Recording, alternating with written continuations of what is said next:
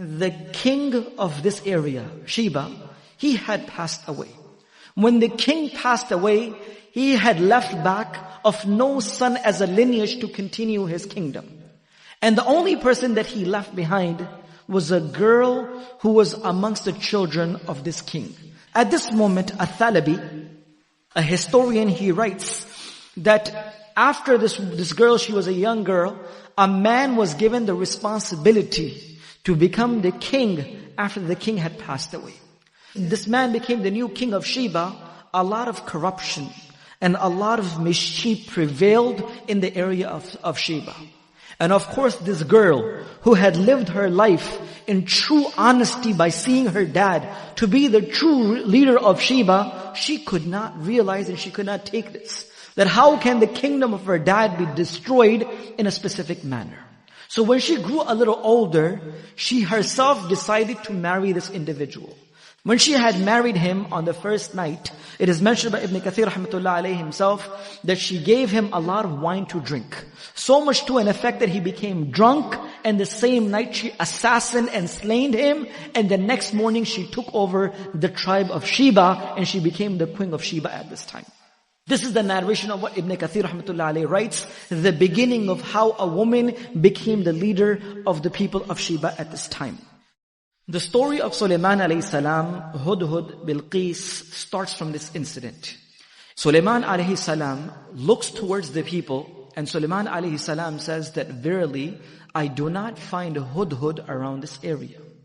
He said, if I do not find Hudhud very, very soon, either I will punish Hudhud by cutting the throat of Hudhud, meaning killing Hudhud, or I will give him the most severest of the punishment. After a little while, Sulaiman alayhi salam, while looking amongst the many animals, the jinns and the humans which was beneath his kingdom, finally he found Hudhud come. And he says, Hudhud, you will not be accepted amongst us until you give me a strong excuse. So at this point, Hudhud said that I will give you such a news that you have never heard of before. And the news which will amaze even you of what has happened to a certain group of people. He said, while I was flying over a group of people known as the nation of Saba, when I was flying over this people, I saw that there was a woman, which the hadith of Rasulullah ﷺ explains to us, a woman known as Bilqis. She is the queen of these people. And she governs the entire town and tribe of Saba. And they have two things that they do. They worship the sun as their Lord, and she has the most beautiful throne that anyone can have. As soon as he heard this message, he said, indeed there is none worthy of worship but Allah. How is possible that these people are worshipping someone rather than Allah subhanahu wa ta'ala? So at this moment, Sulaiman alayhi salam said, I will give you a letter, and I will send you a letter and go and drop this off to her. And let's see what they say to us. By mentioning that indeed this letter is from Sulaiman, the Nabi of Allah, towards the woman which is Bilqis, the queen of Saba, and he writes with the name of Allah, Bismillahir Rahmanir Rahim. I begin with the name of Allah subhanahu wa ta'ala, and the entire letter of Sulaiman alayhi salam was sent. When this letter was sent towards Bilqis, Hudhud went and he dropped it off. When she found this letter, when she received this, she did not make a decision herself. She consulted with all the chieftains, all the chiefs of her kingdom, she gathered them together. And she says, I will not make a decision until I take each and every of your opinion. Because I am the one who don't make decision until you approve of it. So as soon as she recited this letter from Sulaiman alayhi salam towards them, the chief said, O the queen, we have strength, we have power. We have ability and forces to destroy this person. Why don't you give us a chance?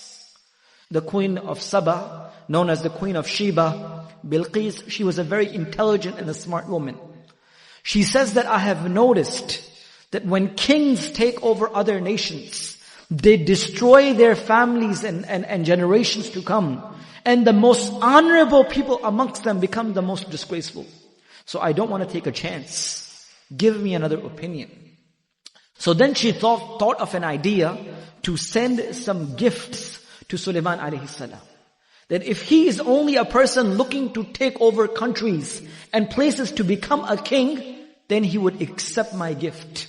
He would accept my hadiyah and he will close his mouth. I can just bribe him off with the wealth and he will become quiet. The chieftains took these gifts and went to Sulaiman alayhi salam.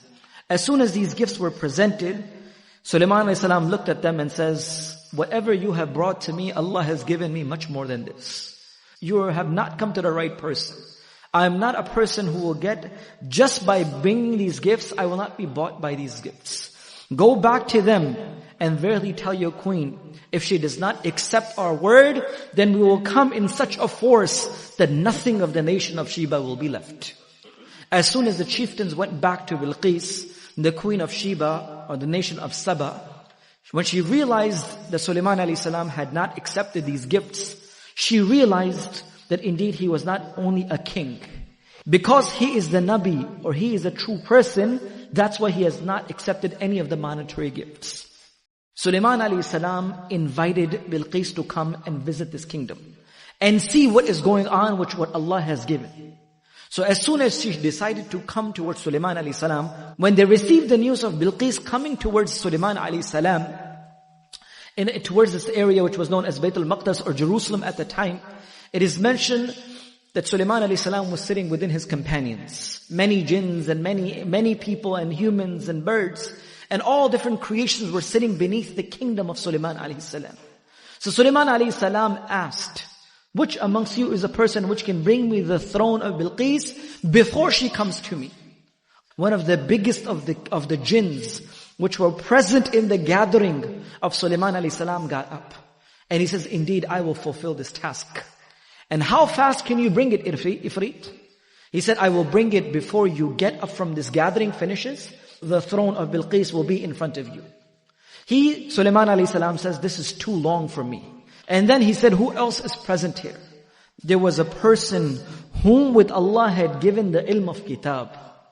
A person on the other side who Allah had granted knowledge and ilm. He said, I will bring this before the closing and the opening of your eyes. I will bring it in such a pace that before you notice again, the throne of Bilqis will be with you. As soon as the order was given towards this individual, the throne of Bilqis was brought towards Sulaiman alayhi salam.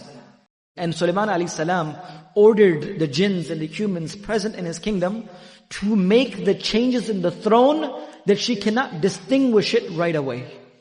So when she came within the kingdom of Sulaiman alayhi salam and she noticed the throne and she knew that there was no throne like the throne of hers, she says, is this really mine? And how can it be? And it can travel before me and such a big throne can come towards you. So at this moment she was amazed by this. But still, subhanallah, hidayat is in the hands of Allah subhanahu wa ta'ala. Hidayat and the truth still did not click in her mind. She did not still believe in Allah. She saw her own throne in front of her eyes, which came before she even came. But she still did not accept. Is this really mine? It looks like mine. So Sulaiman Islam says, indeed it is yours. And she was surprised and stunned by this action, and she knew that indeed this person had given much more than what we were expecting. The ayat of the Quran continues, in which Sulaiman alayhi salam invites her to come within the palace that Allah subhanahu wa ta'ala had given Sulaiman alayhi salam. When she entered inside the palace, there was a floor which was made with glass, and beneath the glass was water and fishes. So as soon as Bilqis was about to step upon this, she picked up her clothing so her clothing does not become wet when she puts her feet inside. When she places her feet on this floor, she realizes that this is not water, but indeed this is the glass. Her ankles showed because of her lifting her clothing not to become wet from the water. This is not water, but this is glass. And this is the kingdom and the power and the strength that Allah has granted this person that no one else has.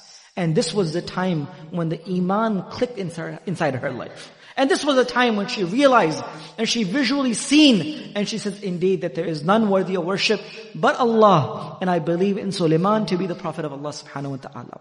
And indeed we turn towards Allah subhanahu wa ta'ala, who is the creator and the one who made the humans and the jinns. That what happened after Sulaiman alayhi salam? Did he marry Bilqis or he did not do so? Ibn Kathir rahmatullah alayhi also mentions this.